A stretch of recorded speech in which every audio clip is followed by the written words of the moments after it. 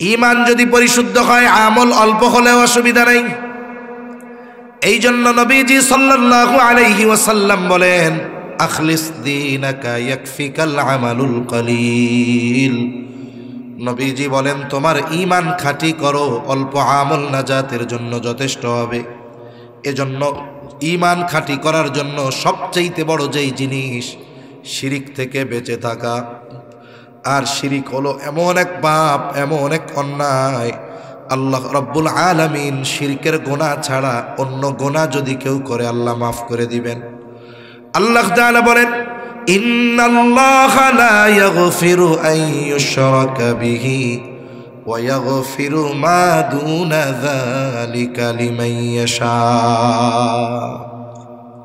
আল্লাহ তাআলা শিরকের গুনাহ মাফ করবেন না যদি তাওবা না করে খালেসভাবে। অন্যান্য গুনাহ আল্লাহ যেটা চায় সেটা মাফ করে দিবে। আল্লাহ রাব্বুল আলামিন শিরকের ব্যাপারে বলেন, ইন্নাশ শিরকা লাযুলমুন আযীম। শিরিক হলো মহা জুলুম, মহা অন্যায়। একটা হলো শুধু জুলুম, আর একটা হলো মহা জুলুম। বলে তফাৎ কি? শিরিক তো মহা জুলুম, শুধু জুলুম নয়। বলে সাধারণ জুলুম কোনটা? বলে সবল কর্তৃক দুর্বলের উপরে যেই অবিচার করা হয় এটা হলো জুলুম। একজন প্রভাবশালী ব্যক্তি দুর্বলের উপরে প্রভাব খাটাইছে, তার সম্পদ কেড়ে নিয়েছে, তাকে তার হক বঞ্চিত করেছে, এটা হলো জুলুম। আর মহা জুলুম কোনটা?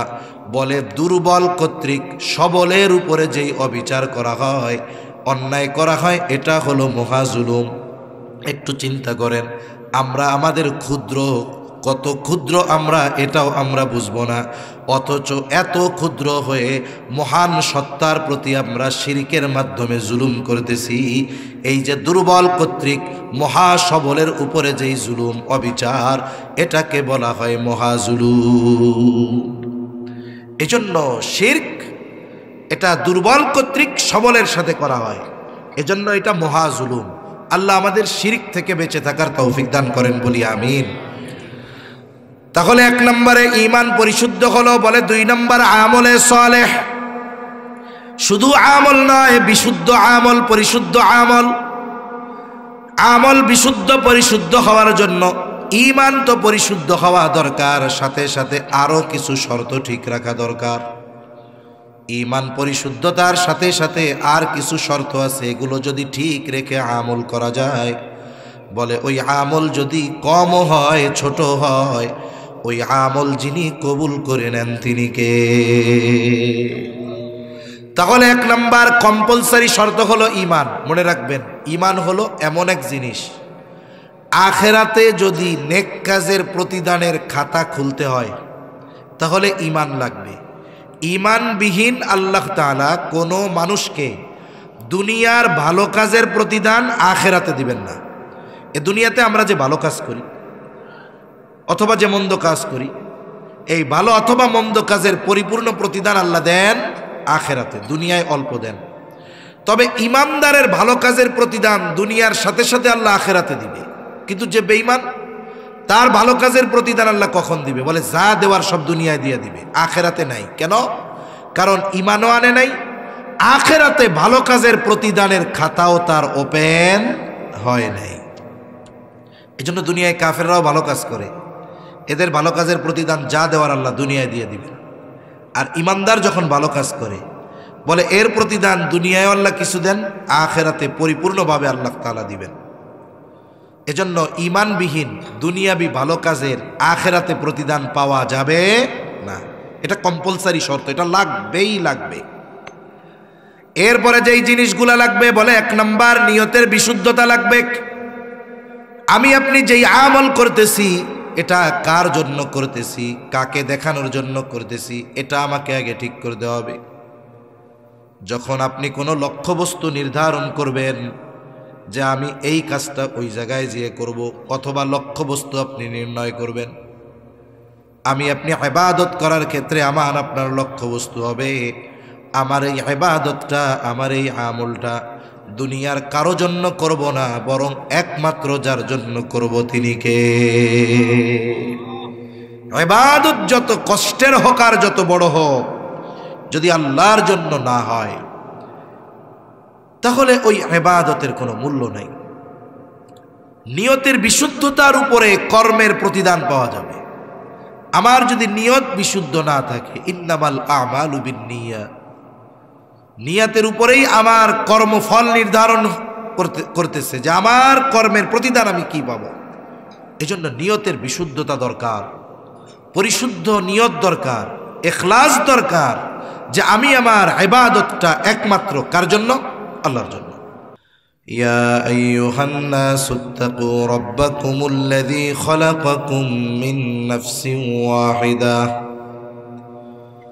ওয়া খালাকা মিনহা যাওজাহা ওয়া বাথা মিনহুমা রিজালান কাসীরান ওয়া নিসাআ।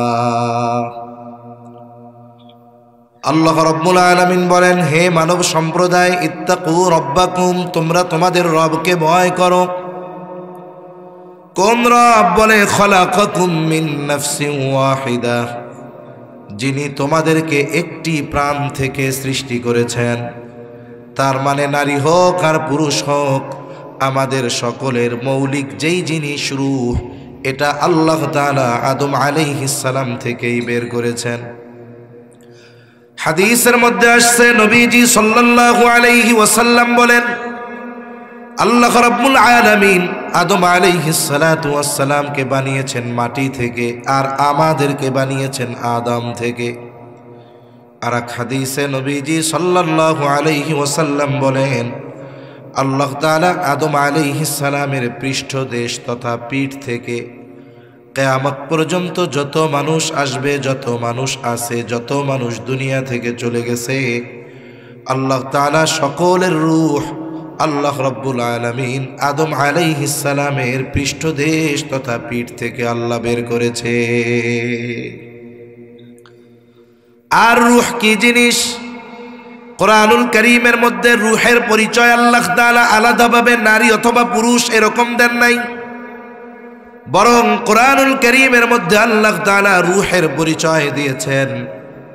কাফেররা যখন মদিনায় চলে গেছে ইহুদি আলেমদের কাছ থেকে, আমার আপনার নবী আসলে নবী কিনা ওরা নিশ্চিত হবে কিভাবে এটা জানার জন্য শিখাইয়া দিছে, তিনটা প্রশ্ন গিয়া করবা। যদি এই তিন প্রশ্নের জবাব ওই ব্যক্তি দিতে পারে, তাহলে সে নবী, কোনো সন্দেহ নাই। কারণ ইহুদি আলেমরা যেই তিন প্রশ্ন তাদের শিখিয়ে দিয়েছে, বলে কেউ যদি নবী না হয় এই তিন প্রশ্নের জবাব দেওয়ার ক্ষমতা তার নাই। এই তিনটি প্রশ্নের মধ্যে একটি প্রশ্ন, ওয়ায়াসআলুনাকা আনির রূহ, আল্লাহ রাব্বুল আলামিন বলেন ওয়ায়াসআলুনাকা আনির রূহ, আল্লাহ তাআলা বলেন তারা আপনার কাছে জানতে চায়, আপনাকে জিজ্ঞাসা করে রূহ কি, কি জিনিস রূহ। আল্লাহ তাআলা বলেন, হাবিব আপনি বলে দেন, কুলির রূহু মিন আমরি রব্বি, রূহ হলো আমার রবের প্রত্যাদেশ, আমার রবের আদেশ। তাহলে আমাদের মৌলিক জিনিসটা হইল রূহ। এটা কি? বলে আল্লাহর আদেশ।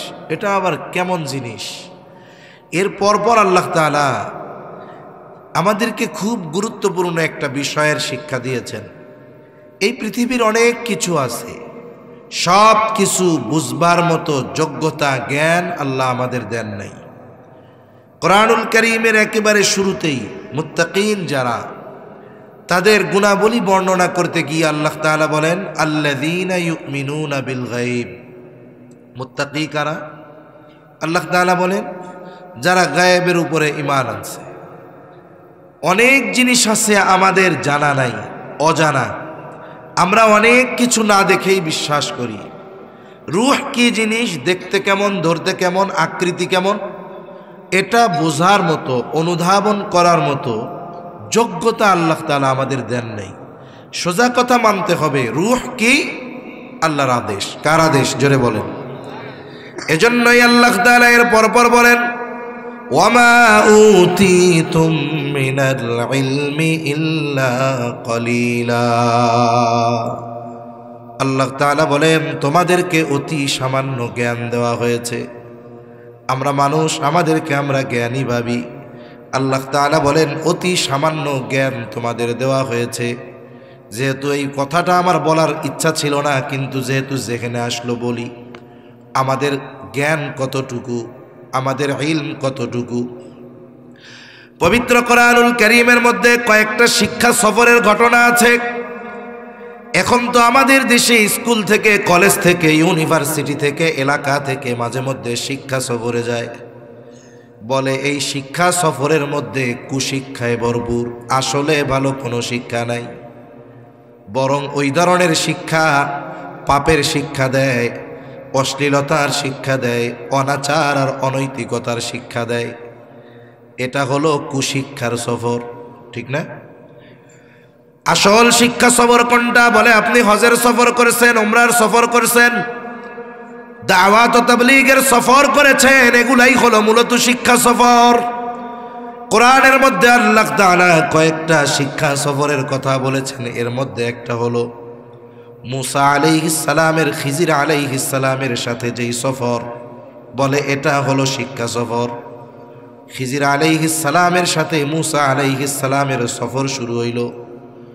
এর ইতিহাস কম বেশি আমাদের সবার জানা আছে। মুসা আলাইহিস সালামকে আল্লাহ তাআলা খিজির আলাইহিস সালামের কাছে পাঠাইছেন। আবার খিজির আলাইহিস সালামকেও আল্লাহ জানাইছেন কেন মুসা আলাইহিস সালামকে ওনার কাছে পাঠানো হলো। মূলত পাঠানোর কারণ কি? বলে মুসা আলাইহিস সালাম উম্মতদের মধ্যে বয়ান করতেছে। একজন জিজ্ঞাসা করছে সবচেয়ে বড় আলেম কে? উনি কইছে আমি। সবচেয়ে বড় আলেম আমি। একদিক দিয়ে তো ওনার কথা ঠিক আছে, কারণ যেই নবীকে আল্লাহ যেই জায়গায় পাঠাইছেন উম্মতদের মাঝে সবচাইতে বড় আলেম তো উনি, এই হিসাবে ওনার জবাব ঠিক আছে। কিন্তু এরপরেও আল্লাহ তাআলার ইচ্ছা, হয়তো আল্লাহ জানাইতে চাইছেন যে মুসা দেখো, পৃথিবীর মানুষ যত জ্ঞানী হোক সব কিছুর জ্ঞান তার কাছে নাই। এই পৃথিবীতে এমনও মানুষ আছে তার কাছে যেই জ্ঞান আছে সেটা তোমার কাছে হয়তো নাই। তা আল্লাহ তাআলা খিজির আলাইহিস সালামের কাছে পাঠাইছেন। লম্বা কথা আমি সংক্ষিপ্ত বলতেছি আর কি। তা দুইজনে এবার সফর শুরু করছেন। এই সফর আল্লাহ কেন করাচ্ছেন খিজির আলাইহিস সালাম জানে তো। দুজনের সফর শুরু, প্রথমে দুজনে সমুদ্র পাড়ি দিবে এক নৌকায়। এইবার নৌকা চলতেছে দরিয়ার মাঝে, সমুদ্রের মাঝে। হঠাৎ করে দুইজনের একটা দৃশ্য দৃষ্টিগোচর হলো, চোখে পড়ল। সমুদ্রের মধ্যে যখন নৌযান চলে, যারা সমুদ্র পথে, নদী পথে লম্বা সফর করেছে তাদের অভিজ্ঞতা থাকবে। যখন সেন্ট মার্টিন যাওয়া হয় সমুদ্রের মধ্যে, জাহাজের পেছনে অনেক পাখি ওড়ে। শুধু তাই না, কিছু কিছু পাখি উড়ন্ত অবস্থায় সমুদ্রের মধ্যে ঠোঁট লাগায়া লাগায়া পানি পান করে।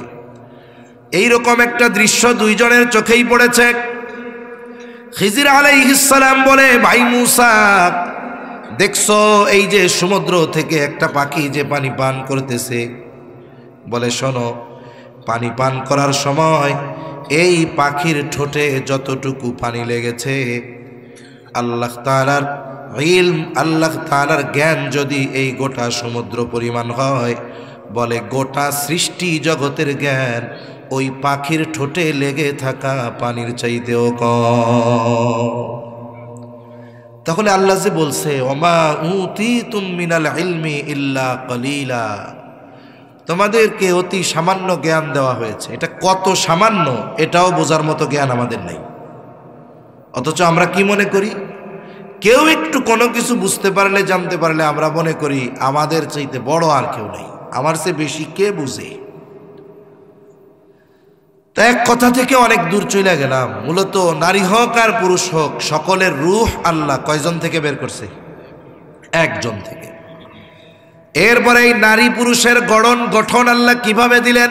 আল্লাহ তাআলা বলেন, ওয়া খালাকা মিনহা যাওজাহা ওয়া বাসসা মিনহুমা রিজালান কাসীরান ওয়া নিসা। আল্লাহ তাআলা যার থেকে আমাদের রূহ বের করেছেন, আমাদেরকে সৃষ্টি করেছেন, বলে তিনি তার থেকে তার জোড়া সৃষ্টি করেছেন। এবং এরপরে এই দুইজনের মাধ্যমে আল্লাহ রব্বুল আলামিন বিশ্বব্যাপী নারী আর পুরুষের বিস্তার ঘটিয়েছে। তাহলে এই গড়ন গঠন আকৃতি আমরা পেয়েছি নারী আর পুরুষের মাধ্যমে। কেউ নারী হয়েছে, কেউ পুরুষ হয়েছে, তবে মৌলিক জিনিস রূহ, এটা সবার একজন থেকে আল্লাহ বের করেছে। এই গড়ন গঠনভাবে নারী পুরুষের মধ্যে যেই পার্থক্য, এটা আমাদের কম বেশি সবার জানা আছে, যে নারীর গড়ন গঠন কি, পুরুষের কি, এগুলো বোঝা যায়, জানা যায়, এগুলো ব্যাখ্যা করে বলার দরকার নেই। সাথে সাথে শরীয়তের হুকুমগত দিক দিয়ে কিছু তারতম্য পার্থক্য আছে। যেমন একটা নারী যখন প্রাপ্তবয়স্কা হয়, বালেগা হয়, সে প্রতি মাসে 3 দিন থেকে সর্বোচ্চ 10 দিন সে অসুস্থ থাকে। বালেগা হওয়ার পর থেকে 50-55 বছর পর্যন্ত এই সময়গুলোতে তার জন্য আল্লাহ তাআলা নামাজ মাফ করে দিয়েছে। কিন্তু পুরুষ বালেগ হওয়ার পরে এর জন্য নামাজ আর কোনো মাপ নেই। এরপরে শরীয়তের আর একটা হুকুমগত পার্থক্য কি, যদিও মনে হয় দৃশ্যমান পার্থক্য, আসলে পার্থক্য না। যেমন ওয়ারিসি সম্পদ বন্টনের ক্ষেত্রে একজন ছেলে যা পাবে, নারী তার অর্ধেক পাবে। এই যে বন্টন নীতি, বন্টন রীতি, এটা দুনিয়ার কোনো মানুষের নয়, এটা কার, জোরে বলেন। তবে ইসলাম বিদ্বেষীরা এই ছোট্ট একটা বিষয়কে সামনে এনে ইসলাম এবং মুসলমানদের উপরে আঘাত করে বলে ইসলাম নারীদেরকে ঠকাইছে, নাউজুবিল্লাহ বলেন। অথচ ইসলাম পূর্বকালীন সময়ে যদি নারীদের অবস্থা ওরা জানতো, তাইলে এই কথা বলতো না। ইসলাম পূর্বকালীন সময় নারীর সম্পদ পাওয়া তো বহুদূর, ওর তো বেঁচে থাকারই অধিকার ছিল না। জাহেলিয়াতের সময় যদি কোনো বাপরে খবর দিত যে তোমার মাইয়া হইছে, ওর চেহারার দিকে আর তাকানো যাইত না, চেহারাটা কুচকে যাইত, একেবারে চেহারাটা কালো হয়ে যাইত। বলে যতক্ষণ না ওই কন্যা সন্তানকে সে জীবন্ত দাফন করতে পারতো, ততক্ষণ তার শান্তি লাগতো না। আল্লাহ রাব্বুল আলামিন বলেন, ওয়া ইযা বুশিরা আহাদুহুম বিল উনসা যাল্লা ওয়াজহুহু মুসওয়াদ্দান ওয়া হুয়া কাযীব। কন্যা সন্তানের সংবাদ দিলে তাদের চেহারাটা মলিন হয়ে যাইত। কন্যা সন্তানদেরকে তারা জীবন্ত দাফন করে ফেলত। বাইতুল্লাহ আর পশ্চিম পাশে খোলা জায়গা, বলা হয় ওই জায়গায় জীবন্ত কন্যাদেরকে দাফন করে দেওয়া হতো। কিন্তু ইসলাম আসবার পর ইসলাম নারীদের বেঁচে থাকার অধিকার দিল।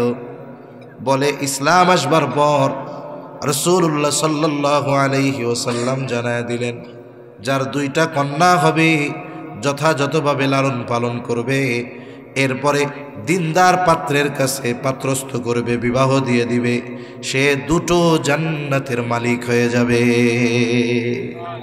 যদি আরো বেশি হয়, যতগুলো হবে ততগুলার ব্যাপারে এক কথা।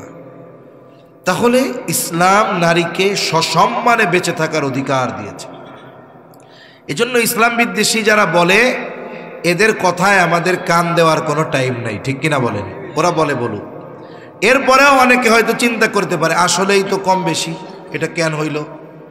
আসলে কম বেশি যদিও দেখা যায়, কিন্তু লাভবান আমাদের মা বোনেরা। কেমনে লাভবান? মনে করেন একজনের বেতন 40,000 আর একজনের 20,000। বলেন তো 20,000 বেশি না 40,000 বেশি? এখন একজন 40,000 পায়, মাস শেষে তার 40,000 থাকে না, আরও মানুষের কাছ থেকে ধার করা লাগে। কিন্তু আর একজন 20,000 পায়, তার 10,000, 8,000, 12,000 খরচ। বছর শেষে 40,000 যিনি বেতন পান, উনি আরও 40,000 ঋণ। আর যিনি 20,000 বেতন পান, খরচ কম হওয়ার কারণে বছর শেষে আরও 1 লক্ষ টাকা তার ডাইনে থাকে। সার্বিক যদি হিসাব করা হয়, বলেন তো 40,000 টাকাওয়ালা লাভবান না 20,000 টাকাওয়ালা লাভবান? গোটা হায়াতে আল্লাহ তাআলা কোনো খরচ নারীর উপরে আবশ্যকীয় করেন নাই। আপনি আমার একটা খাত দেখান, যেই খাতে আল্লাহ জোর করে চাপায় দিছে নারীর উপরে, যেই খরচ তোমার চালাইতে হবে, একটাও নাই। কিন্তু গোটা হায়াতে পুরুষের খরচ করতেই হবে, আল্লাহ তাআলা তার উপরে চাপিয়ে দিয়েছে, এমন বড় বড় খাতের অভাব নাই, ঠিক কিনা বলেন? একটু উদাহরণ দিই। মনে করেন একটা মেয়ে জন্ম নিচ্ছে, একটা মেয়ে দুনিয়ায় আসার পরে ওই মেয়ের সকল খরচ চালাতে বাবা বাধ্য কতদিন? বলে মেয়েটার বিবাহ না হবে যতদিন। 20 বছর বয়স, বিবাহ হয় নাই, বাবা খরচ চালাতে বাধ্য। 25 বছর বয়স, বিবাহ হয় নাই, বলে বাবা খরচ চালাতে বাধ্য। 30 বছর বিয়া হয় নাই, বলে ওই মেয়েরও খরচ চালাতে বাবা বাধ্য। কিন্তু যদি কারো ছেলে হয়, বলে ছেলের খরচ চালাতে বাধ্য বাবা কতদিন? বলে ছেলে নাবালক থাকবে যতদিন। ছেলে বালক হয়ে যাওয়ার পর, বালেগ হয়ে যাওয়ার পর যদি ওই বাবা ওই ছেলেকে বলে, শোনো, আজকে থেকে তোমার খরচ আমি দিতে পারবো না, তোমার পড়ার খরচ দিতে পারবো না, তুমি আমাকে আরো ইনকাম করে খাওয়াইবা, বলে এই কথা বলার অধিকার পিতার আছে না নাই? কিন্তু মেয়ের কথা বলতে পারবে যে তোমার বয়স 18 বছর হয়ে গেছে, বিবাহ হয় না কেন, তোমারে আমি আর খাওয়াইতে পারবো না, এখন তুমি ইনকাম করে আমারে খাওয়াও, এ কথা বাবার বলার অধিকার আছে? তাহলে একটা ছেলে বালেগ হয় কয় বছরে? বলে সরকারি হিসাব কয় 18 বছর, কিন্তু না, আহাদ্দুল বুলুগ, বালেগ হওয়ার সর্বশেষ সময়সীমা হলো 15 বছর, তাও আবার ইংরেজি হিসাবে না, আরবি হিসাবে। তাহলে কত বছর হয়? 14 বছর 7 মাসের মতো হয় ইংরেজি হিসাবে। তার মানে আমাদের যেই ছেলেটার বয়স 14 বছর 7 মাস, ওরে আর নাবালক বলার কোনো সুযোগ নাই। আরও আগেও হতে পারে, এটা হলো সর্বশেষ সীমা। 14 বছরে হইতে পারে, 14.5-তে হতে পারে, 13.5-তেও হতে পারে, 13-তেও হতে পারে, 12-তেও হতে পারে, 12.5-তেও হতে পারে। ফুড পয়জনিংয়ের কারণে এখন 10-11 বছরের আগেও অনেক সময় বালেগ হওয়ার যেই আলামত সেটা প্রকাশ পেয়ে যায়। তাহলে বাবার ঘরে যখন কন্যা, বলে এই জায়গায় কিন্তু ছেলে জিতে না, এখানে মেয়েই জয়ী হয়।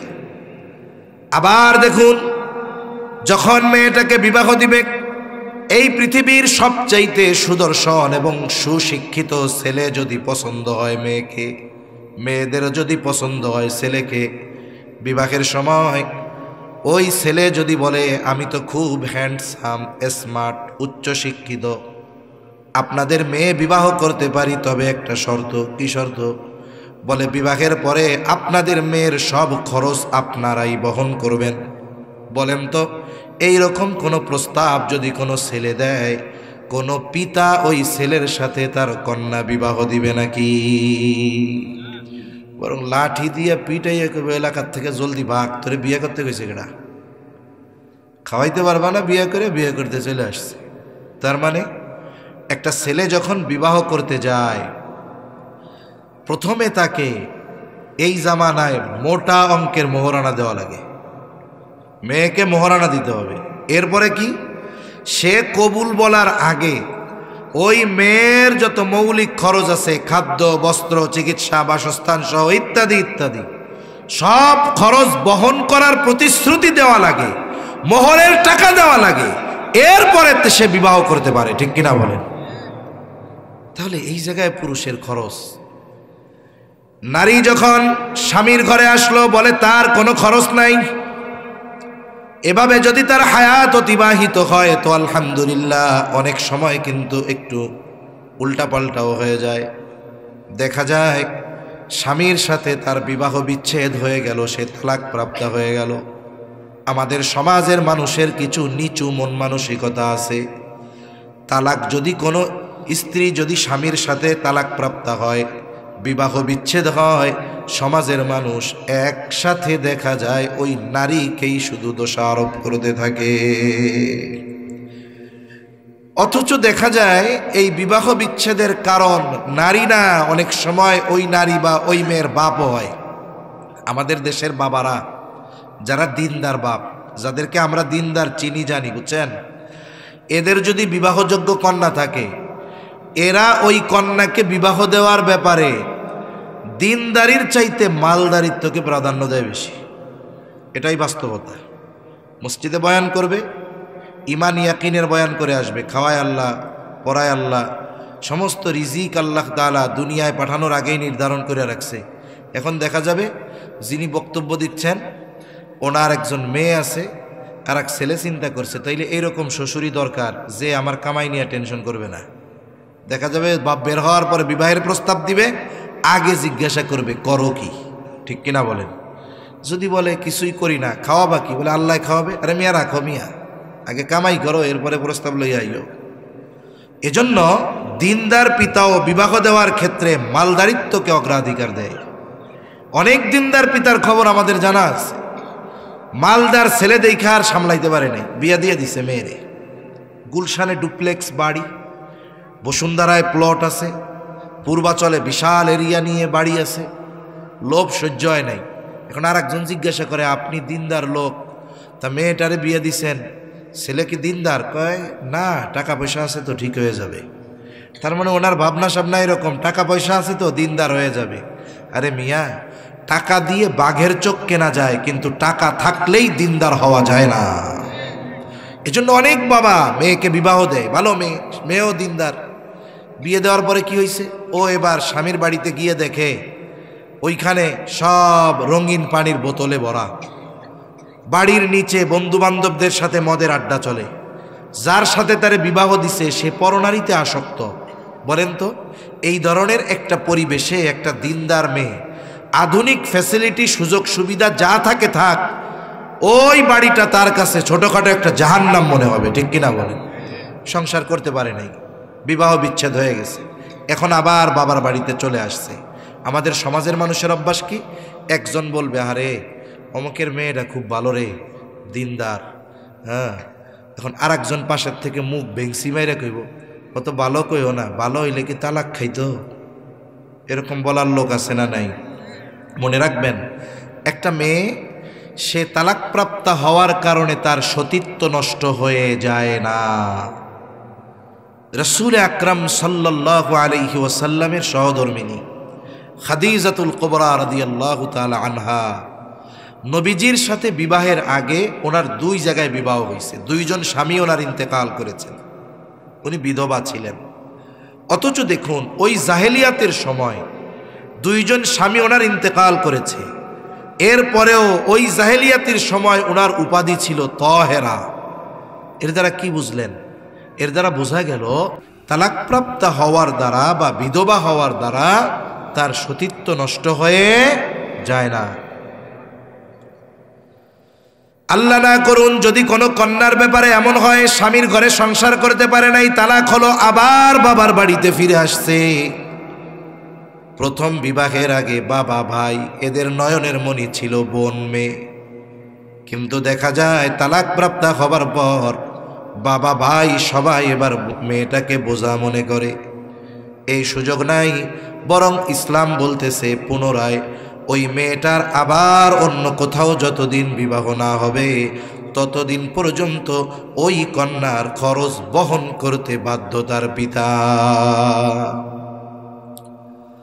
আর যদি হায়াত ঠিকভাবে চলে, আল্লাহ তাআলা সন্তান সন্ততি দিল, স্বামী দুনিয়ায় নাই, আল্লাহ রাব্বুল আলামিন এইবার সন্তানদের উপরে আলাদাভাবে ফরমান জারি করে দিলেন যে খবরদার, মা হোক আর বাবা হোক, যেই জীবিত থাকবে তার সাথে সদাচরণ করতে হবে, তাদের সাথে ধমকের সুরে কথা বলা যাবে না, তাদের কোনো আচরণে যদি বিরক্ত মনে হয় উফ শব্দটাও করা যাবে না, বরং তাদের আরামের জন্য যত কিছু প্রয়োজন সব কিছুর ব্যবস্থাপনা করার জিম্মাদারি দায়িত্ব আল্লাহ সন্তানদের দিয়ে দেয়। তাহলে একটা মেয়ে যখন কন্যা, বলে তার সব খরচ চালাবে তার বাপ, যখন সেই স্ত্রী সব খরচ চালাবে তার স্বামী, স্বামী নাই এবার সন্তান আছে, বলে সব খরচ বহন করতে বাধ্য তার সন্তান। এখন বলেন, পুরুষের অর্ধেক আল্লাহ নারীকে দিল, কিন্তু গোটা হায়াতে তার খরচের কোনো খাত আছে? জোরে বলেন আছে? নাই। কিন্তু পুরুষরে 2 গুণ দিছে ঠিক, খরচের খাতের কোনো শেষ নাই। যদি বাস্তবিক হিসাব করেন, আল্লাহ তাআলা এই জায়গায় নারীদের জিতিয়ে দিয়েছে। কিন্তু ইবাদতের ক্ষেত্রে আল্লাহ রাব্বুল আলামিন কোনো ধরনের তারতম্য করেন নাই। আল্লাহ রাব্বুল আলামিন বলেন, মান আমিলা সালিহাম মিন যাকারিন আও উনসা ওয়া হুয়া মুমিন। আল্লাহ রাব্বুল আলামিন বলেন, মান আমিলা সালিহাম মিন যাকারিন আও উনসা, যে আমলে সালেহ করে, হোক নারী অথবা পুরুষ, ওয়া হুয়া মুমিন, আর সে মুমিন। সোজা কথা হলো, মুমিন নারী অথবা পুরুষ যখন আমলে সালেহ করে, আল্লাহ তাআলা এই নারী এবং পুরুষকে দুই ধরনের পুরস্কার দান করেন। প্রতিদান পাওয়ার জন্য এক নাম্বার দরকার ঈমান। অবশ্যই এই ঈমানটা হতে হবে শিরিক মুক্ত। ঈমানে যদি ত্রুটি থাকে, শিরক মিশ্রিত থাকে, এই ঈমানের দাম আল্লাহ তাআলার কাছে নাই। মনে রাখতে হবে, স্রষ্টা হিসাবে আল্লাহকে বিশ্বাস করি আমরা। আসমান জমিনের স্রষ্টা, আমাদের স্রষ্টা আল্লাহ বিশ্বাস করি। এতটুকুর বিশ্বাসের দ্বারাই একটা মানুষ পরিপূর্ণ ঈমানদার হতে পারে না। যদি পারত, এই বিশ্বাসগুলো মক্কার কাফেরদের ছিল। মক্কার কাফেররা স্রষ্টা হিসাবে আল্লাহকে বিশ্বাস করত, এ কথা আমার না, স্বয়ং আল্লাহ তাআলা বলেন। আল্লাহ রাব্বুল আলামিন বলেন, ওয়ালাইন সাআলতাহুম মান খালাকাস সামাওয়াতি ওয়াল আরদা লায়াকুলুন্নাল্লাহ। আল্লাহ রাব্বুল আলামিন বলেন, আপনি যদি মক্কার মুশরিকদেরকে জিজ্ঞাসা করেন, মান খালাকাস সামাওয়াতি ওয়াল আরদ, আসমান এবং জমিনের স্রষ্টাকে, আপনারা বলেন তো আসমান জমিনের স্রষ্টাকে? আরো জোরে বলেন না কে? আল্লাহ তাআলা বলেন, হাবিব আপনি যদি মক্কার মুশরিকদেরকে জিজ্ঞাসা করেন আসমান এবং জমিনের স্রষ্টাকে, তারা তাদের দেবদেবীদের কথা বলবে না, লাত মানাত উজ্জা হবলের কথা বলবে না। আপনার প্রশ্নের জবাবে কি বলবে? আল্লাহ তাআলা দুইটা তাকিদ যোগ করে বলেন, লায়াকুলুন্নাল্লাহ, অবশ্যই তারা বলবে আসমান এবং জমিনের স্রষ্টা হলেন আল্লাহ। আল্লাহ রাব্বুল আলামিন আরেক জায়গায় বলেন, ওয়ালাইন সাআলতাহুম মান নাযালা মিনাস সামাই মাআন ফাআহইয়া বিহিল আরদ বা'দা মাউতিহা লায়াকুলুন্নাল্লাহ। আল্লাহ তাআলা বলেন, আপনি যদি তাদেরকে জিজ্ঞাসা করেন, মান নাযালা মিনাস সামাই মাআ, এখন তো আধুনিক জামানা, আমাদের যখন ফসল চাষাবাদের সময় হয়, যদি যথা সময়ে বৃষ্টি না হয়, আমরা প্রযুক্তি ব্যবহার করে জমিনের মধ্যে পানি দেই, মোটরের মাধ্যমে, সেলো মেশিনের মাধ্যমে। কিন্তু এমন এক সময় ছিল, ওই সময় এই ধরনের সেচ দেওয়ার কোনো আধুনিক সুবিধা ছিল না। যারা কাফের, তারাও আসমানওয়ালার আসমানি পানির জন্য অপেক্ষা করত, বৃষ্টির জন্য অপেক্ষা করত। এই কথাই আল্লাহ তাআলা বলেন, ওয়ালাইন সাআলতাহুম মান নাযালা মিনাস সামাই মাআ, আপনি যদি তাদের জিজ্ঞাসা করেন কে আসমান হতে পানি বর্ষণ করে, শুধু তাই না, ফাআহইয়া বিহিল আরদা বা'দা মাউতিহা, ওই বর্ষিত পানির দ্বারা কে মৃত জমিনকে জীবিত করে। অর্থাৎ একটা জমিন যখন পুরা শুকনা ঠনঠনা, গ্রাম অঞ্চলে বেশি দেখা যায়, আপনারাও তো দেখবেন, যখন চৈত্র মাসে পানি শুকায়া জমিনটা ঠনঠনা হয়ে যায়, শক্ত হয়ে যায়, এত শক্ত হয়ে যায় বলে ওইখানের একটা মাটির চাক নিয়ে আপনি যদি কারো মাথায় মারেন, মাথা ফাইটা যাবে, ঠিক না? আবার ওই জমিনের উপরে আপনি যদি কোনো ফসল লাগান, হবে না, কারণ এটা শক্ত ঠনঠনা শুকনা। কিন্তু যখন আল্লাহ তাআলা বৃষ্টি দেন, ওই শুকনা জমিনটা মুহূর্তের ভিতরে নরম হয়ে যায়, ফসল উৎপাদনের জন্য অনুপযুক্ত জমিনটা আসমানওয়ালার আসমানি পানিতে ফসল উৎপাদনের উপযুক্ত হয়ে যায়। এই জন্য বলা হচ্ছে, মরা জমিনকে কে জীবিত বানায়? তার মানে ফসল উৎপাদনের অনুপযুক্ত জমিনটাকে আসমান হতে পানি বর্ষণের মাধ্যমে কে ফসল উৎপাদনের উপযুক্ত করে তুলে। আপনি যদি তাদের জিজ্ঞাসা করেন, তারা বলবে না এগুলো প্রাকৃতিকভাবে হয়, এটা আমাদের দেব দেবীরা করে, তারা এটা বলবে না। কি বলবে? দুইটা তাকিদ যোগ করে আল্লাহ তাআলা বলেন, লায়াকুলুন্নাল্লাহ, অবশ্যই তারা বলবে এগুলো যিনি করেন তিনি কে? আল্লাহই বৃষ্টি দেন। আল্লাহ তাআলাই এই বৃষ্টির পানির মাধ্যমে মৃত জমিনকে পুনরুজ্জীবিত করেন। একটা সময় যথাসময় বৃষ্টি হইতো। এখানে হয়তো অনেক মুরব্বী আছে, ওনারাও এত আধুনিকতা দেখে নাই। ওনারা বলে, মুরব্বীদের মুখে শুনছি, একটা সময় ছিল মানুষ নিশ্চিত থাকতো যে এই মাসে এই সময়গুলোতে বৃষ্টি হবে, আর আল্লাহ সুবহানাহু ওয়া তাআলাও একেবারে যথাসময়ে বৃষ্টি দিতেন, কিন্তু আমাদের পাপাচারের কারণে, অনাচারের কারণে, আল্লাহ তাআলার প্রতি আমাদের ভরসা কমে যাওয়ার কারণে এখন যথাসময়ে বৃষ্টি হয় না। দেখা যায় মাঘ মাস শীতের ঠেলায় অবস্থা খারাপ, এর মধ্যে ধুমসে বৃষ্টি হইতেছে। হয় কি হয় না বলেন? যেই সময় ফসল উৎপাদন হয়ে গেছে, আপনি কষ্ট কইরা সেচ দিয়া ফসল বানাইছেন, বৃষ্টি হওয়ার কথা না, পাকা ধান আল্লাহ দিছে তো দিছে বৃষ্টি, সাথে আবার শিলও পড়ছে। হয় কি হয় না? এটা আমাদের পাপের কারণে হয়, মানুষের পাপের কারণে আবহাওয়ার পরিবর্তন হয়ে গেছে। আল্লাহ রাব্বুল আলামিন আরো বলেন, ওয়ালা ইন সাআলতাহুম মান খালাকাহুম লা ইয়াকুলুন্নাল্লাহ। আপনি যদি মক্কার মুশরিকদেরকে জিজ্ঞাসা করেন তাদের স্রষ্টাকে, নাস্তিকরা বলে আমরা তো এমনিই হয়ে গেছি, প্রাকৃতিকভাবে হয়েছি, আবার প্রকৃতির সাথে আমরা মিশে যাব, পচে যাব, গলে যাব, মিশে যাব। কিন্তু ওই মক্কার মুশরিকেরা বলবে না যে আমরা এমনিই হয়ে গেছি। আল্লাহ তাআলা বলেন, আপনার এই প্রশ্নের জবাবেও তারা কি বলবে? দুই তাকিদ যোগ করে আল্লাহ তাআলা বলেন, লা ইয়াকুলুন্নাল্লাহ। তারা অবশ্যই অবশ্যই বলবে আমাদের স্রষ্টা হলেন আল্লাহ। তাহলে এই বিশ্বাসগুলো মক্কার মুশরিকদের ছিল, তারা আল্লাহকে স্রষ্টা হিসাবে মানত, তারা আসমান জমিনের স্রষ্টা হিসাবে আল্লাহকে বিশ্বাস করত, আল্লাহর অস্তিত্বে বিশ্বাসী ছিল তারা। কিন্তু বলেন তো, তারা কি জান্নাতে যাবে? জোরে বলেন, যাবে? কেন যাবে না? কারণ কি? তাদের কারণ হলো তারা আল্লাহ তাআলার সাথে এমন কিছুর শিরক স্থাপন করেছে যার কারণে তাদের ওই বিশ্বাস আল্লাহ তাআলার কাছে অকেজ হয়ে গেছে, ওটা মূল্যহীন হয়ে গেছে। এখন কি শিরক করছে?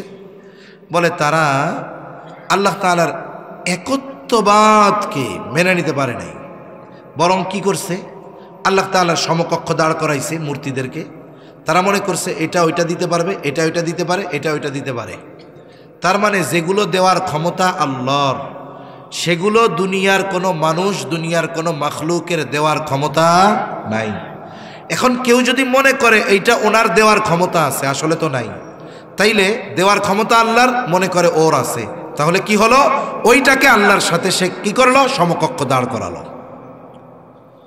মনে রাখতে হবে, আল্লাহর জাতের সাথে যেমন শিরিক করার সুযোগ নাই, আল্লাহ তাআলার সিফাত গুণাবলীর সাথেও শিরিক করার কোনো সুযোগ নাই।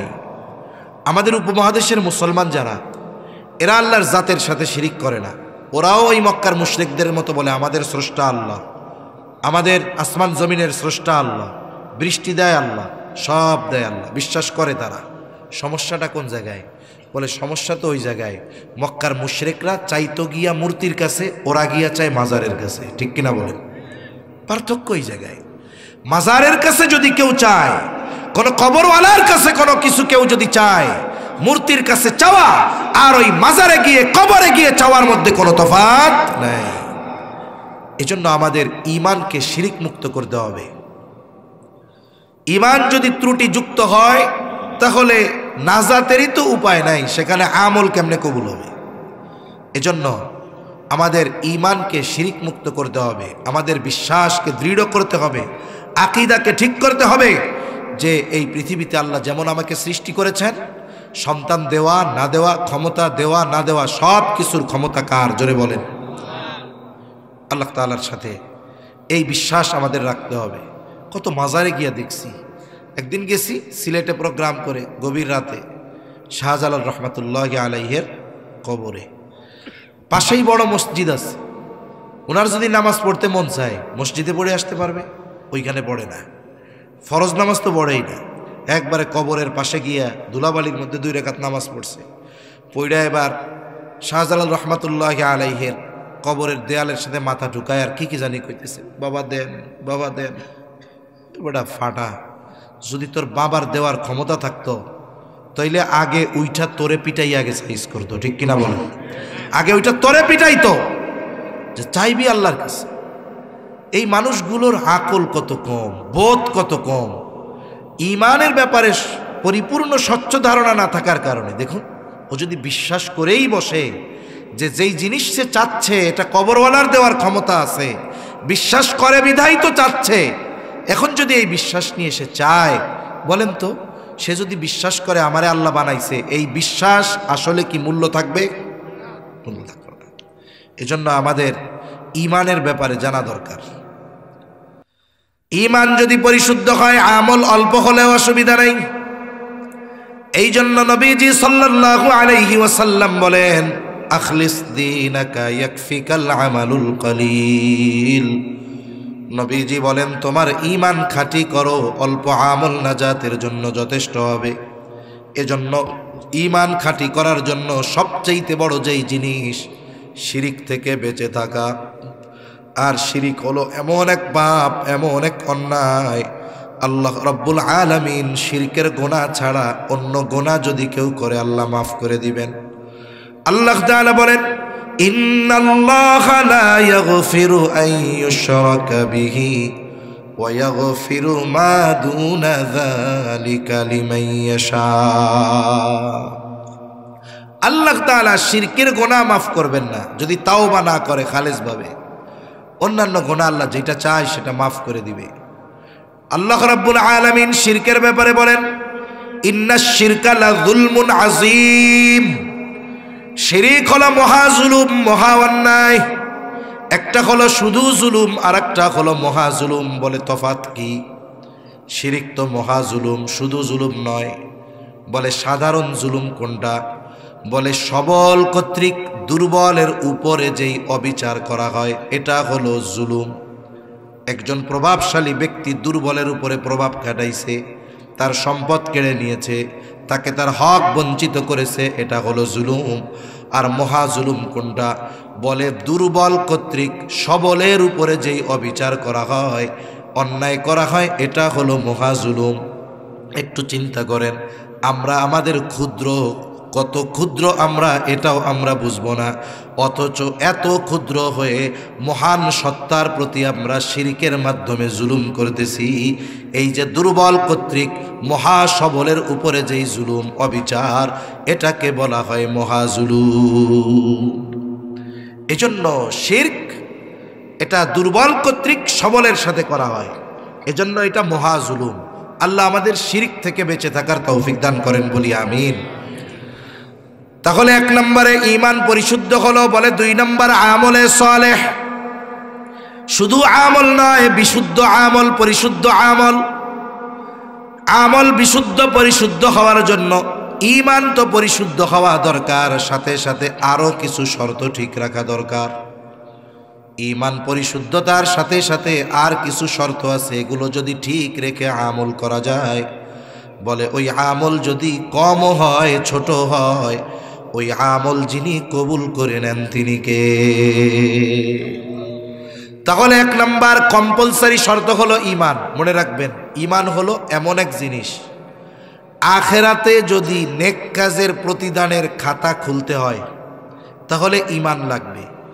ঈমানবিহীন আল্লাহ তাআলা কোনো মানুষকে দুনিয়ার ভালো কাজের প্রতিদান আখেরাতে দিবেন না। এ দুনিয়াতে আমরা যে ভালো কাজ করি অথবা যে মন্দ কাজ করি, এই ভালো অথবা মন্দ কাজের পরিপূর্ণ প্রতিদান আল্লাহ দেন আখেরাতে, দুনিয়ায় অল্প দেন। তবে ইমানদারের ভালো কাজের প্রতিদান দুনিয়ার সাথে সাথে আল্লাহ আখেরাতে দিবে। কিন্তু যে বেঈমান, তার ভালো কাজের প্রতিদান আল্লাহ কখন দিবে? বলে যা দেওয়ার সব দুনিয়ায় দিয়ে দিবে, আখেরাতে নাই। কেন? কারণ ঈমানও আনে নাই, আখেরাতে ভালো কাজের প্রতিদানের খাতাও তার ওপেন হয় নাই। এজন্য দুনিয়ায় কাফেররাও ভালো কাজ করে, এদের ভালো কাজের প্রতিদান যা দেওয়ার আল্লাহ দুনিয়ায় দিয়ে দিবেন। আর ইমানদার যখন ভালো কাজ করে, বলে এর প্রতিদান দুনিয়ায় আল্লাহ কিছু দেন, আখেরাতে পরিপূর্ণভাবে আল্লাহ তাআলা দিবেন। এজন্য ঈমানবিহীন দুনিয়াবি ভালো কাজের আখেরাতে প্রতিদান পাওয়া যাবে না। এটা কম্পালসারি শর্ত, এটা লাগবেই লাগবে। এরপরে যেই জিনিসগুলা লাগবে, বলে এক নাম্বার নিয়তের বিশুদ্ধতা লাগবে। আমি আপনি যেই আমল করতেছি, এটা কার জন্য করতেছি, কাকে দেখানোর জন্য করতেছি, এটা আমাকে আগে ঠিক করতে হবে। যখন আপনি কোনো লক্ষ্যবস্তু নির্ধারণ করবেন যে আমি এই কাজটা ওই জায়গায় যেয়ে করব, অথবা লক্ষ্যবস্তু আপনি নির্ণয় করবেন, আমি আপনি ইবাদত করার ক্ষেত্রে আমার আপনার লক্ষ্যবস্তু হবে আমার এই ইবাদতটা, আমার এই আমলটা দুনিয়ার কারো জন্য করব না, বরং একমাত্র যার জন্য করব তিনি কে? ইবাদত যত কষ্টের হোক আর যত বড় হোক, যদি আল্লাহর জন্য না হয় তাহলে ওই ইবাদতের কোনো মূল্য নাই। নিয়তের বিশুদ্ধতার উপরে কর্মের প্রতিদান পাওয়া যাবে। আমার যদি নিয়ত বিশুদ্ধ না থাকে, ইন্নামাল আমালু বিন্নিয়াত, নিয়তের উপরেই আমার কর্মফল নির্ধারণ করতেছে যে আমার কর্মের প্রতিদান আমি কি পাবো। এজন্য নিয়তের বিশুদ্ধতা দরকার, পরিশুদ্ধ নিয়ত দরকার, ইখলাস দরকার, যে আমি আমার ইবাদতটা একমাত্র কার জন্য? আল্লাহর জন্য। কারণ হাদিসের মধ্যে আসছে প্রসিদ্ধ ঘটনা, কিয়ামতের দিন অনেক বড় বড় আমল করে নেওয়ালা মানুষ আখিরাতে আল্লাহর কাছে ধরা পড়ে যাবে। এজন্য আমার আপনার ইবাদত একমাত্র আল্লাহর সন্তুষ্টির জন্যই করতে হবে। যদি কোনো আমল আমি আপনি মানুষকে দেখানোর জন্য করি, মানুষ না বুঝলেও আল্লাহ তাআলা বুঝেন। কারণ আল্লাহ তাআলা আমার আপনার অন্তরের খবর জানে। কোন আমলটা আমি আমার মানুষের জন্য করেছি, কোন আমলটা আল্লাহর জন্য করেছি, আল্লাহ তাআলা জানেন। এই দুনিয়ায় আমি আপনি যত আমল করি, যত কর্ম করি, বলে সব আমল আল্লাহর সামনে হাজির করা হবে, এবং যেই আমলগুলো একনিষ্ঠভাবে আল্লাহ তাআলার জন্য করা হয়েছে, ওই আমলগুলো ব্যতীত বাকি সব আমল আল্লাহ তাআলা সব ধ্বংস করে দিবে। আল্লাহ রাব্বুল আলামিন বলেন, ওয়াকাদিমনা ইলা মা আমিলু মিন আমালিন ফাজআলনাহু হাবাআম মানসুরা। আমাদের আমলগুলো আল্লাহর সামনে হাজির করা হবে। যেই আমলগুলো আল্লাহর জন্য করা হয় নাই, দুনিয়ার মানুষের জন্য করা হয়েছে, ওগুলোকে আল্লাহ তাআলা আল হাবাউল মানসুরে পরিণত করবে। এমন ধুলায় নিশ্চিহ্ন করবে কেমন যেন সে ওই আমলগুলো করেই নাই। আল হাবাউল মানসুর এমন ধুলা যেটা চোখে দেখা যায় না। এই জায়গায় অগণিত ধুলা আছে কিন্তু দেখা যাইতেছে না, তবে দেখা যাবে কেমনে? বলে অনেক সময় যাদের টিনের ঘর আছে তারা বুঝবে, যদি কোনো স্ক্রু উপর থেকে খুলে যায়, প্রচণ্ড রোদ দুপুরবেলায় যখন ওই ছিদ্র জায়গায় সূর্যের আলো পড়ে, ঘরের দরজা জানালা আটকানো, এইবার ওই টিনের ফাঁকা দিয়ে ঘরের মধ্যে আলো ঢুকে, আলোর একটা রেখা দেখা যায়, দাগ দেখা যায়। দেখছেন আপনারা কেউ? বলেন তো, পরিষ্কার ওই ঘরের মধ্যে ওই আলোর রেখার মধ্যে অগণিত ময়লা দেখা যায় কি যায় না? যদি পরিষ্কার ঘরে এত ময়লা থাকে, এই জায়গায় কত আছে, এই জায়গায় দেখা যাবে। একসময় যে বিদেশি লাইট ছিল অনেক পাওয়ারি, ওর একটা যদি মারা যায়, ওর আলোর মধ্যে দেখা যাবে এত ধুলাবালি।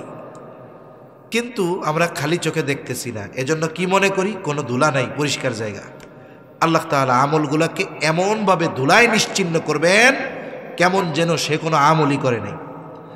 আবার তার শাস্তি হবে। কেন হবে? কারণ আমলটা তো জাল আমল, আল্লাহর জন্য করে নাই, করছে কার জন্য? মানুষের জন্য। কার জন্য করছে? মানুষের জন্য করছে। এখন কি হইল? মনে করেন একজন লোক গেছে ব্যাংকে 1 লাখ টাকার এক বান্ডিল দিয়ে, এটা হলো জাল টাকার কারবারি করে। ও চিন্তা করছে 1 লাখ টাকার বান্ডিলের মধ্যে আমি 30,000 টাকা জাল নোট ঢুকাইয়া দিব। এখন ও 1 লাখ টাকার নোট নিয়ে ফাঁকে ফাঁকে জাল নোট ভইরা দিয়া ক্যাশিয়ার সাহেবের কাছে দিছে। ক্যাশিয়ার বুড়ো মানুষ, ব্যাংকে টাকা গোনার জন্য মেশিন আছে না নাই? এই মেশিন শুধু টাকা গোনে তা না, এই মেশিন কিন্তু বলেও দেয় যদি টাকা জাল হয়। এবার মেশিন গোনা শুরু করছে, একটু পরে এই মেশিন সিগন্যাল দেয়, টট টট, কিরে কি হয়েছে? জাল নোট। সংকেত দিয়া কি বলে যে জাল নোট। তো কথা তো কয় না, কিন্তু সিগন্যাল দিয়া বুঝায় কি? জাল নোট। 1টা 2টা 8টা 10টা। এখনো চিন্তা করে, ভুল ক্রমে হইলে 1টা 2টা হইতে পারে, এক বান্ডিলে 30টা, তার মানে এটা জাল টাকার কারবারি করে। ওই পাশ দিয়ে আর একজনের খুঁচা মেরা দিছে, থানায় একটু ফোন লাগা, পুলিশ রাইতে গ। ওদিক দিয়া পুলিশ হাজির। বলেন তো, এই যে জাল টাকার যেই নোট, এই নোট বা টাকা তাকে কি ফেরত দেওয়া হবে? এটাকে কি করবে ব্যাংক কর্তৃপক্ষ? ছিঁড়ে ফেলবে, নষ্ট করে ফেলবে, বাতিল করে ফেলবে। এর সাথে সাথে কি হবে, ওর টাকা শুধু বাতিল হইল তা না, পুলিশ আইসা ওরে ধইরা নিয়ে শাস্তি দিবে। জাল টাকা বহনের ক্ষতি কি? বলে টাকা বাতিল হলো, সাথে সাথে জাল টাকা বহনের কারণে শাস্তি পাওয়া লাগলো। বলে যে ইবাদত আল্লাহর জন্য করা হয় নাই, ওটা কেমন যেন জাল ইবাদত। বলে 1 নম্বরে ইবাদত বাতিল, 2 নম্বর জাল ইবাদত করার কারণে তাকে শাস্তি দেওয়া হবে। এজন্য আমরা যেই আমল করি না কেন, ছোট হোক আর বড় হোক, কাকে খুশি করার জন্য করব? জোরে বলেন। আল্লাহ রাব্বুল আলামিন বলেন, কুল ইন্না সলাতি ওয়া নুসুকি ওয়া মাহইয়ায়া ওয়া মামাতি লিল্লাহি রাব্বিল আলামিন। আল্লাহ তাআলা বলেন, নবী আপনি বলেন, ইন্না সলাতি, নিশ্চয়ই আমার নামাজ, ওয়া নুসুকি, আমার কুরবান, ওয়া মাহইয়ায়া ওয়া মামাতি, আমার জীবন আমার মরণ রব্বুল আলামিনের জন্য। এজন্য যে কোনো আমল আল্লাহর জন্য করব। এখন অনেকে আবার চিন্তা করতে পারে, নতুন নতুন অনেক নামাজি আছে যে নামাজ যখন শুরু করে তখন তার মন চায় যে মানুষ একটু দেখুক। এখন শয়তান এসে তখন ওয়াসওয়াসা দিবে, কি নামাজ পড়তেছ, মানুষ দেখুক, এইটা মনের মধ্যে আইতাছে, তাই না? তাইলে এই আমল কইরা কোনো লাভ নাই, আখেরাতে সাইজ হয়ে যাইবা। ও চিন্তা করে, কথাও তো ঠিক, এই আমল করার সে না করা ভালো। এলো শয়তানে কয়। এজন্য একটা আমলে পরিণত হতে একটু সময় তো দেওয়া লাগবে। একটা মানুষ যখন নতুন নতুন কোনো আমল শুরু করে তখন তার মন চায় যে মানুষ একটু দেখুক। এক কাজ সবার সামনে প্রত্যেক দিনই সে করে, কয়দিন আর দেখাইতে মন চাইতে পারে? এক সময় এটা আর রিয়া থাকবে না, লৌকিকতা থাকবে না, দেখানোর কিছুই থাকবে না। যেমন প্রথম নতুন বউ দেখবেন ঘোমটা দিয়া টিয়া চলে, কয়দিন পরে মোটামুটি মাইক বাজে ওই বাড়িতে, ঠিক কিনা বলেন? প্রথম কয়দিন কথাই কয় না, কিন্তু কয়দিন পুরান হওয়ার পরে ধার দিয়াও যাওয়া যায় না, মাইকের আওয়াজের ঠেলায়। তা কয়দিন আর ওরকম লুকায় রাখবে, কয়দিন আর লোক দেখাইতে মন চাবে? বলে এক সময় শুরু করেছে, এখন রিয়া, কিন্তু ওর ইচ্ছা যে আল্লাহ আমার এই রিয়ার থেকে বাঁচান। এজন্য নবীজি দোয়া শিখাই দিছে, কারণ কলবের পরিচালক কোনো ব্যক্তি, তার কলবের নিয়ন্ত্রক নয়, আমাদের কলবের নিয়ন্ত্রককে শয়তানে ঢুকাইতেছে লোক দেখুক, আরো দোয়া করে, ইয়া মুকাল্লিবাল কুলুব সাব্বিত কলবি আলা দীনিক সাব্বিত কলবি আলা তাআতিক। সে আল্লাহ তাআলার কাছে বারবার বলতে থাকবে। আশা করা যায় একটা সময় এই ইবাদত বা এই আমলটা রিয়া থাকবে না, এটা আদাত, অভ্যাসে পরিণত হবে। এরপরে যখন এটাকে সে ধারাবাহিক করতে থাকবে, এক সময় এটা এমন ইবাদতে পরিণত হবে যেটা রিয়াও থাকবে না, আদতও থাকবে না। তার ওই কর্মটা তখন একমাত্র যার জন্য করবে সে কে? তখন আল্লাহর জন্য হবে। এজন্য সময় দেওয়া লাগবে। সাথে সাথে কোনো আমল করার সময় শয়তানে তো আমার অন্তরে ঢুকাইবই যে তুই এই ভালো কাজটা করতেছস, মানুষ তোর প্রশংসা করব। আর তখন আমরা কি করব? ইয়া মুকাল্লিবাল কুলুব সাব্বিত কলবি আলা দীনিক সাব্বিত কলবি আলা তাআতিক। কারণ আমি আমার অক্ষমতা আল্লাহর সামনে পেশ করব। আল্লাহ, আমি তো আমার হৃদয়ের নিয়ন্ত্রক নই, আপনি তো আমার অন্তরের নিয়ন্ত্রক। আপনি আমার অন্তরকে দ্বীনের উপরে অটল রাখেন, আপনার আনুগত্যের উপরে অটল রাখেন। যখন আমি আত্মসমর্পণ করে দিলাম, দেখা যাবে আল্লাহ সুবহানাহু ওয়া তাআলা আমার হৃদয়কে ইখলাস দিয়ে ভরপুর করে দিবে ইনশাআল্লাহ। তাহলে 1 নম্বর কি লাগবে? নিয়তের বিশুদ্ধতা। 2 নম্বর বলে যে আমল করবে এটা নবীজির তরিকায় করতে হবে, সুন্নাত পদ্ধতিতে করতে হবে। কারণ এই পৃথিবীতে এমন কোনো আমল নাই যেই আমলের সুন্নাত পদ্ধতি নাই। এই জন্য সুন্নাত পদ্ধতিতে ইবাদত করতে হবে। 3 নম্বর বলে যে আমল করবে সেই আমলের মাসলা মাসাইলগুলো তার জানতে হবে। এজন্যই নবীজি সাল্লাল্লাহু আলাইহি ওয়াসাল্লাম বলেন, তালাবুল ইলমি ফরিদাতুন আলা কুল্লি মুসলিম। দ্বীনি ইলম শিক্ষা করা প্রত্যেক মুসলমান নরনারীর উপরে ফরজ। কতটুকু ফরজ? বলে একজন দ্বীনের উপরে পরিপূর্ণভাবে চলতে যতটুকু ইলমে দ্বীন দরকার ততটুকু শেখা ফরজ। আবার কেউ কেউ বলেন না আর একটু বেশি ফরজ। কতটুকু ফরজ? বলে আল্লাহ তাআলা কোরআনুল কারীমের মধ্যে বলেন, ইয়া আইয়ুহাল্লাযীনা আমানু কু আনফুসাকুম ওয়া আহলিকুম নারা। আল্লাহ তাআলা বলেন, হে ঈমানদারেরা, তুমি নিজে জাহান্নামের আগুন থেকে বাঁচো, অধীনস্থদেরকেও বাঁচাও। ঈমানদার জাহান্নাম থেকে কেমনে নিজেকে বাঁচাবে? বলে আল্লাহ তাআলার আদেশ নিষেধ নিজে মান্য করার মাধ্যমে নিজেকে জাহান্নাম থেকে বাঁচাবে। বলেন তো, আল্লাহ তাআলার আদেশ নিষেধ পরিপূর্ণভাবে মান্য করার জন্য ইলমে দ্বীন দরকার আছে না নাই? সাথে সাথে অধীনস্থদেরকে জাহান্নাম থেকে বাঁচানোর চেষ্টা করবে। কেমনে? বলে দ্বীনের উপরে পরিচালিত করার মাধ্যমে। আমি আপনি নিজে দ্বীনের উপরে চলতে যদি ইলমে দ্বীন দরকার হয়, অধীনস্থদেরকে দ্বীনের উপরে চালাতে, পরিবারকে দ্বীনের উপরে পরিচালিত করতে ইলমে দ্বীনের দরকার আছে না নাই? এজন্য কমপক্ষে নিজে চলতে, অধীনস্থদের চালাতে যতটুকু ইলমে দ্বীন দরকার এত সকল মুসলমান নরনারীর উপরে ফরজ। এটা ফরজে আইন। এটা কি বলেন? ফরজে আইন।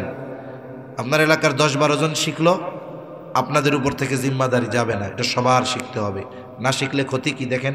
মনে করেন একজন নামাজ পড়বে, নামাজে কিছু মাসলা মাসাইল আছে না, কিছু ফরজ আছে, কিছু ওয়াজিব আছে। এখন ফরজ আর ওয়াজিব যদি ছুইটা যায়, ফরজ ছুইটে গেলে নামাজ নাই, ওয়াজিব ছুইটা গেলে সাউসিজদা দিলে নামাজ হয়ে যাবে। এখন নামাজি নামাজে দাঁড়াইছে, কিন্তু নামাজের যেই ফরজ সমূহ তার জানা নাই। ফরজ সমূহ তার জানা থাকুক আর না থাকুক, যদি কোনো ফরজ তার ছুটেই যায়, সে জানে না, কিন্তু সে না জানুক তাতে কি, তার নামাজ কি থাকবে না শেষ? দেখা যাবে অনেক মানুষ নামাজ পড়তেছে, নামাজের মধ্যে তার ফরজ ছুটে গেছে, সে জানেই না। সে তো মনে করে আমি নামাজি, অথচ দেখা যাবে জীবনের অনেক নামাজ তার হয় নাই। নামাজের ওয়াজিব 14টা। বলে ওয়াজিব যদি ছুটে যায়, সাহু সেজদা দিলে নামাজ হয়ে যাবে। বলে নামাজের ওয়াজিব 14টা থেকে একটা ছুটলেই সাহু সেজদা দিতে হবে, নাইলে নামাজ হবে না।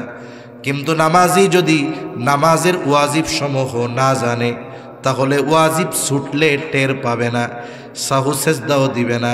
সে টের পাক আর না পাক, ওয়াজিব ছুটে গেল, সাহু সেজদা দিল না, বলে তার নামাজও আর বাকি থাকবে না। নামাজ ভঙ্গের কারণ 19টি, যে কোনো একটি কারণ পাওয়া গেলে নামাজ শেষ। বলে নামাজি নামাজ ভঙ্গের কারণগুলো জানে না। 19 কারণ থেকে যদি একটা কারণ পাওয়া যায়, তাহলে তার নামাজও আর থাকবে না। অজু ভঙ্গের কারণ জানতে হবে, কারণ অজু যদি ছুইটা যায় নামাজ থাকবে না। গোসলের ফরজ জানতে হবে। বলে গোসল যদি জুনুবি গোসল হয়, পবিত্রতা অর্জনের গোসল হয়, যদি ঠিক মতো না হয় পবিত্রতা অর্জন হবে না। পবিত্রতা নাই তো তার নামাজও হবে না। তাহলে চিন্তা করে দেখেন, আমি আপনি দৈনন্দিন জীবনে যেই ইবাদতগুলো করি, এই ইবাদতগুলোর মাসলা মাসাইল জানার দরকার আছে না নাই? এটাই তো ইলম। কিন্তু আমাদের দেশের মানুষ না জানলেও শিখতে চায় না। কেন চায় না? চিন্তা করে, আমি যে দোয়ায় কুনুত পারি না, এটা যদি হুজুর জানে তাইলে আমার ইজ্জত থাকবো? আমি হুজুরের উপরে কত গরম দিয়ে কথা কই, এখন যদি হুজুর জানে যে এই বেড়ায় দোয়ায় কুনুত পারে না, তাই তো আমার মান সম্মান আর থাকবো না। এই জন্য আর হুজুরের কাছে শিখতে যায় না। এখন আপনাদের মহল্লার ইমাম সাহেবগঞ্জ যারা আছেন, আপনারা যদি গিয়ে তাদের বলেন যে আমাদের যতটুকু দিন শেখা ফরজ, আমাদের তো ব্যস্ততা, মাঠের কাজ, ঘাটের কাজ, বাজারের কাজ, সময় তো পাই না, এসার পরে আমাদেরকে আধা ঘন্টা সময় দিয়া একটু এগুলো শিখাইয়া দেন। কোন ইমাম সাহেব বলবে যে পারবো না? আছে কেউ এরকম? আমরা শিখতে চাই না। কেন? ওই যে কইলাম না, বড় গলায় কথা কয়, দোকানে চা খায় আর বিড়ি টানে। এখন নামাজেও আসে, ও নিজে দোয়ায় কোনো জানে না, হুজুর জানলে তো ইজ্জত থাকবো না। এই যে লজ্জার কারণে যে শিখতেছি না, আমার যে নামাজ হচ্ছে না, ইবাদত হচ্ছে না, এই দুনিয়ায় একটু লজ্জা বাদ দিয়া যদি শিখতে পারি, আখিরাতের শাস্তি থেকে বাঁচা যাবে। ঠিক কিনা বলেন? এখন বলেন, দুনিয়ায় লজ্জা করা ভালো না আখিরাতে মুক্তি পাওয়া ভালো? আখিরাতে মুক্তি পাওয়া ভালো। এই জন্য দুনিয়ায় একটু লজ্জা পান, তাতে কি হয়েছে?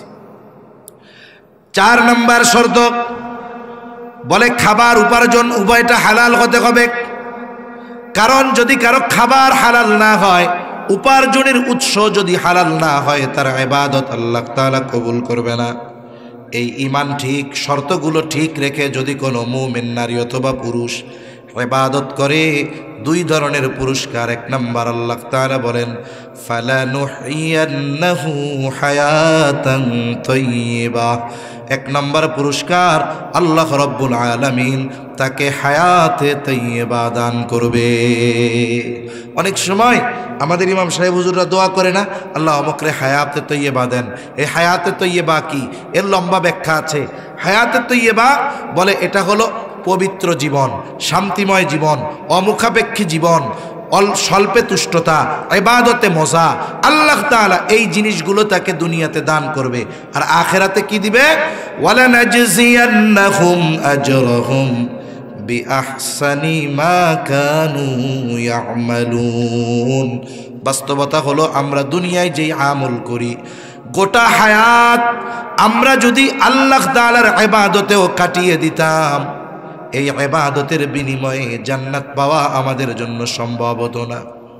কারণ এই দুনিয়ায় যেই পরিমাণ নেয়ামত আমরা ভোগ করি, ওই পরিমাণ নেয়ামত দুনিয়ার হায়াত ইবাদত করার মাধ্যমেও পরিশোধ করা সম্ভব নয়। এজন্য আল্লাহ তাআলা জানায়া দেন যে আমরা দুনিয়ায় যেই আমল করি, ওই আমলের তুলনায় বহু গুণ অতি উত্তম প্রতিদান আল্লাহ তাআলা আমাদের দান করবে। তাহলে দুনিয়ায় কি? বলে পবিত্র জীবন। আখেরাতে কি? বলে যেই আমল করেছি ওই আমলের তুলনায় আল্লাহ তাআলা আরো অধিক এবং উত্তম প্রতিদান দান করবে। এজন্য আমরা যদি ঈমান পরিশুদ্ধ করে শর্তগুলো ঠিক রেখে নেক আমল করি, তাইলে কি শুধু আখেরাতের লাভ না দুনিয়ারও লাভ আছে? জোরে বলেন, দুনিয়ার লাভ আছে তো? দুনিয়ারটাই তো আগে পাইবেন। এজন্য আল্লাহ সুবহানাহু ওয়া তাআলা আমাদের সকলকে ঈমান পরিশুদ্ধ করে শর্তগুলো ঠিক রেখে আমাদের ছোট বড় সকল আমল করার তৌফিক দান করেন। সকলে বলি আমিন। ওয়া আখিরু দাওয়ানা আনিল হামদুলিল্লাহি রাব্বিল আলামিন। ধারাবাহিকতার সাথে আলোচনা চলবে। আমার পরে আরো বিজ্ঞ সুবিজ্ঞ ওলামা হযরত আলোচনা করবে। আপনারা